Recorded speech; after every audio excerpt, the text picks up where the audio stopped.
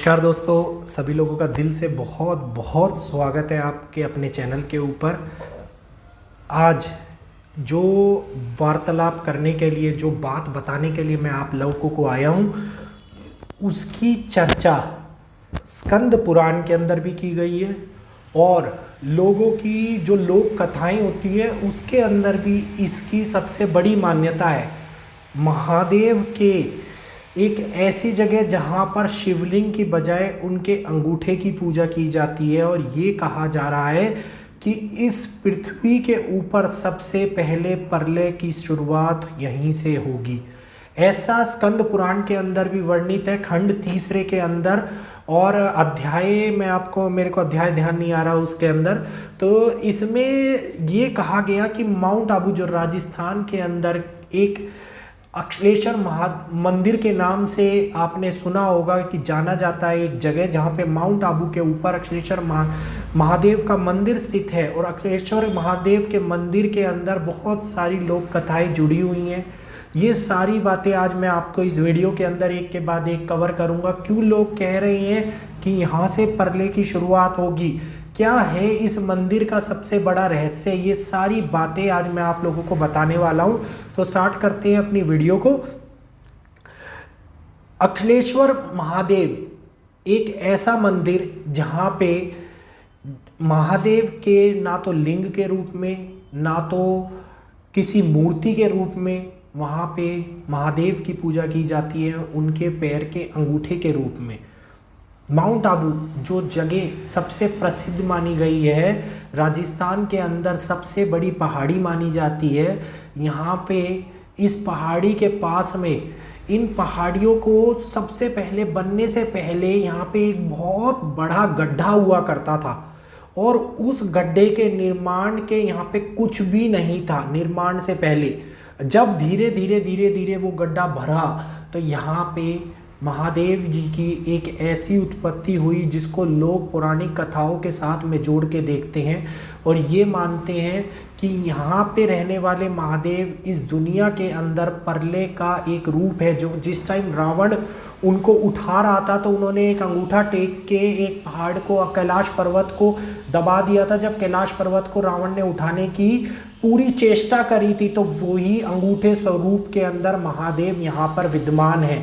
और पूरी दुनिया के अंदर केवल 2 ही जगह पे ऐसे हैं जो आप ये कहिए कि नंदी भगवान अष्ट धातु के बने हुए हैं। एक तो यहाँ पर आपके इस महादेव के मंदिर के अंदर हैं, दूसरे एक जगह के ऊपर और हैं जिसके बारे में लोगों को बहुत चर्चित रूप से पता है। अभी हम इसी की बात करेंगे, आप लोगों को बताऊंगा।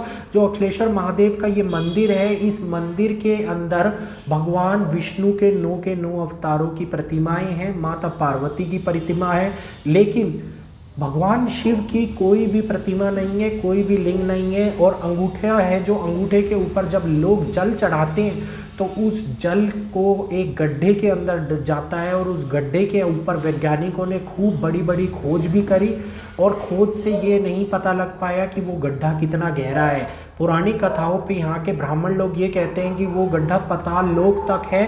जो ये यहाँ पे जल चढ़ाया जाता है वो पाताल लोक तक जाता है और यही कारण है कि यहाँ पे 108 शिव के मंदिर भी पाए जाते हैं माउंट आबू के ऊपर।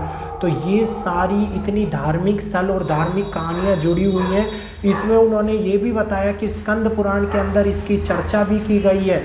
जब मोहम्मद गजनबी ने, पुरानी कथाओं के अनुसार मोहम्मद गजनबी ने इनमें यहाँ पे विद्यमान नंदी जी को तोड़ने के लिए खूब प्रहार करे, खूब कोशिशें करी, तो वो इनको तोड़ नहीं पा रहा था। और जो वो गड्ढा था, उस गड्ढे में से इतनी सारी मधुमक्खियाँ निकली कि उन्होंने मोहम्मद गजनबी को यहाँ से भागने पे मजबूर कर दिया और उनकी सेना को छिन्न भिन्न कर दिया। तब मोहम्मद गजनबी को भगवान शिव की अपार शक्ति का एहसास हुआ, महाराज नंदी की अपार शक्ति का एहसास हुआ, तो उसने अपने सारे हथियारों को, पूर्ण सेना के हथियारों को पिघलाकर एक त्रिशूल का निर्माण करवाया और वो त्रिशूल आज भी इस मंदिर के अंदर विद्यमान है। और ये भी कहा जाता है कि इस त्रिशूल की बहुत बड़ी अहमियता रहेगी सप्त चिरंजीवों के टाइम में, जब कल्कि भगवान इस दुनिया के ऊपर आके यहाँ पे सतयुग की स्थापना करेंगे और सतयुग को आगे बढ़ाने का कार्य करेंगे। तो हमारे भारतवर्ष के अंदर जो बहुत ही ज़्यादा चमत्कारिक देशों के रूप में माना जाता है, बड़े बड़े देवी देवताओं के अलग अलग स्थानों में माना जाता है। और ये भी कहा जाता है कि भारत के अंदर ऐसे ऐसे जगह हैं, ऐसे ऐसे चमत्कारिक जगह हैं जो आने वाले भविष्य को भी दर्शाते हैं और भूत पिछले मतलब बीते हुए भूतकाल को भी दर्शाते हैं। तो वही अंगूठा उसी जगह से जब महाप्रलय की शुरुआत होगी तो माउंट आबू धंस जाएगा, माउंट आबू खत्म हो जाएगा, ऐसा कहा गया है, ऐसा वहाँ के ब्राह्मणों द्वारा कथाओं के अंदर भी बताया जाता है।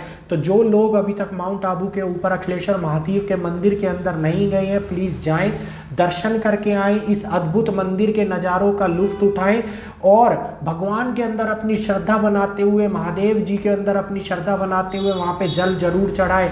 क्योंकि अगर ऐसा हुआ तो हकीकत में बहुत बड़ी लोक कथाएँ भी सिद्ध होती चली जाएंगी।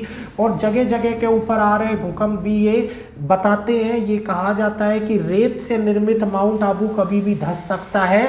तो उसका निर्माण मतलब उसका अस्तित्व एक प्लेन के रूप में रह जाएगा, मतलब धरातल के रूप में विद्यमान हो जाएगा। तो ऐसी कहानियाँ कब सत्य हो जाए, जिस प्रकार से बद्रीनाथ और केदारनाथ के बारे में भी कहा जाता है कि नर नारायण पर्वत जब मिल जाएंगे तो बद्रीनाथ और केदारनाथ के जाने का, धाम जाने का रास्ता बंद हो जाएगा और भगवान भविष्य बद्री और भविष्य केदार के अंदर अपने नए दर्शन देंगे। तो जिस प्रकार से ऐसी चर्चाएं हर धाम के लिए की जा रही हैं, हर जगह पे कही जा रही है। और ये भी कहा गया है, मैं इस बात को भी अगर मान लूँ कि 4,32,000 साल का कलयुग है तो ये बात तो सत्य है कि 5,000 साल के बाद में भगवान का लोक हो जाएगा और 10,000 साल के बाद में सभी देवी देवता इस धरातल को छोड़ देंगे। मतलब आप समझिए 4,32,000 साल के तो बहुत दूर की बात हो गई, अगर 10,000 साल के बाद ही धरातल को छोड़ देंगे। ये बात श्रीमद् भागवत पुराण के अंदर लिखी गई है, स्कंद पुराण में लिखी गई है, केदार खंड में लिखी गई है और इसके बाद में संहिता पुराण के अंदर भी लिखी गई है। ये सारी बातें आप लोगों को इसलिए बता रहा हूँ कि बहुत सारे लोगों का इनके ऊपर यकीन नहीं होता। तो यकीन करने के लिए इन पुराणों को उठा के, इन ग्रंथों को उठा के, इन हमारे स्कंदों को उठा के आप पढ़ सकते हैं और आपको ये पता लग जाएगा कि जो ये बात लिखी गई है कि 10,000 साल के बाद में सारे देवी देवता इस धरा को छोड़ के चले जाएंगे। तो क्या हकीकत में इन धामों का अंत होना शुरू हो गया है? क्या अब वो समय आ गया है कि एक नए युग परिवर्तन के साथ में एक अपार बीड़ा पृथ्वी अपनी संरचना को बदलने का कार्य करेगी? तो आप लोगों का क्या कहना है, क्या सच में इसी जगह से पृथ्वी के ऊपर अंत की शुरुआत होगी? तो अगर आप लोगों का और जो लोग इस पे गए हैं, इस मंदिर के दर्शन करे हैं, तो मेरे को कमेंट करके ज़रूर बताइएगा। और जो लोग जाएंगे प्लीज़ यहाँ पे दर्शन ज़रूर कीजिएगा। इस वीडियो को अगर अच्छी लगी हो तो वीडियो को लाइक, चैनल को सब्सक्राइब कर बेल आइकन को ऑल पे कर लेना ताकि आने वाली वीडियोस की अपडेट आपको रेगुलरली मिलती रहे। फिर मिलूंगा मैं आपसे आप ही के अपने चैनल के ऊपर एक नई वीडियो, एक नई रहस्यमयी जगह और एक नई प्रिडिक्शन के साथ में। सभी लोगों का ये वीडियो देखने के लिए दिल से बहुत बहुत धन्यवाद।